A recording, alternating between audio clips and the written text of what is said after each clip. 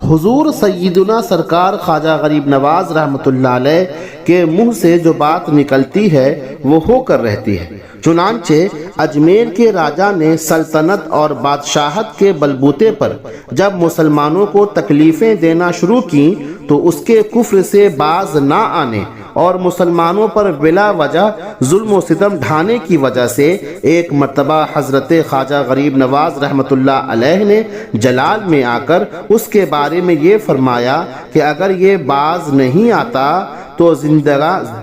زندہ حالت میں لشکر اسلام کے حوالے کر دیا جائے گا، اور پھر یہی ہوا۔ چنانچہ سلطان شہاب الدین غوری نے ایک خواب میں اپنے آپ کو خواجہ غریب نواز رحمۃ اللہ علیہ کے سامنے پایا اور آپ کو یہ فرماتے ہوئے سنا کہ اے شہاب الدین غوری، اللہ نے تجھے ہند کی بادشاہت عطا فرما دی ہے، لہٰذا یہاں آ کر اس ظالم راجہ کو کیفر کردار تک پہنچا۔ جب سلطان شہاب الدین غوری نے بیدار ہو کر اپنے دربار کے معزز لوگوں کے سامنے یہ خواب بیان کیا تو سب نے اسے ہندوستان کی فتح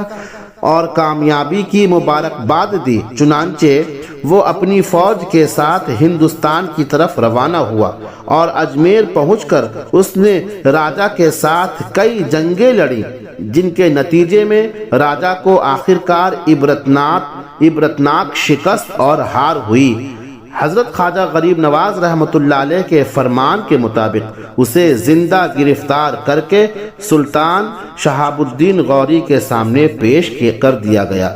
تمہارے منہ سے جو نکلی وہ بات ہو کے رہی، تمہارے منہ سے جو نکلی وہ بات ہو کے رہی، کہا جو دن کو کہ شب ہے تو رات ہو کے رہی، کہا جو دن کو کہ شب ہے تو رات ہو کے رہی۔ خواجہ خواجگان خواجہ اجمیر حضرت سیدنا خواجہ معین الدین چشتی اجمیری رحمت اللہ تعالی علیہ کے بارے میں منقول ہے کہ آپ اپنی کرامت کے ذریعے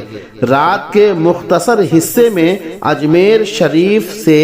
ہزاروں میل دور مکہ مکرمہ کی پرکیف فضاؤں میں تشریف لے جاتے تھے اور پوری رات خانہ کعبہ کے طواف میں مشغول رہتے تھے اور پھر فجر سے پہلے پہلے اپنے حجرے میں واپس تشریف لے آتے تھے۔ چنانچہ حضور سیدنا خواجہ غریب نواز رحمۃ اللہ علیہ کا کوئی مرید یا اہل محبت اگر حج یا عمرے کی سعادت پاتا اور طواف خانہ کعبہ کے لیے حاضر ہوتا تو دیکھتا کہ خواجہ غریب نواز طواف خانہ کعبہ میں مشغول ہیں اور ادھر گھر والے اور دیگر احباب یہ سمجھتے کہ خواجہ غریب نواز اپنے حجرے میں موجود ہیں۔ آخرکار ایک دن یہ راز کھل ہی گیا کہ خواجہ غریب نواز رحمت اللہ تعالی علیہ بیت اللہ شریف حاضر ہو کر ساری رات خانہ کعبہ کا طواف کرتے رہتے ہیں اور صبح میں اجمیر شریف واپس تشریف لا کر جماعت کے ساتھ فجر کی نماز ادا فرماتے ہیں۔ حج کی مل جائے سعادت سبز گنبد دیکھ لوں، حج کی مل جائے سعادت سبز گنبد دیکھ لوں، ہاتھ اٹھا کر دعا خواجہ پیا خواجہ پیا، ہاتھ اٹھا کر دعا خواجہ پیا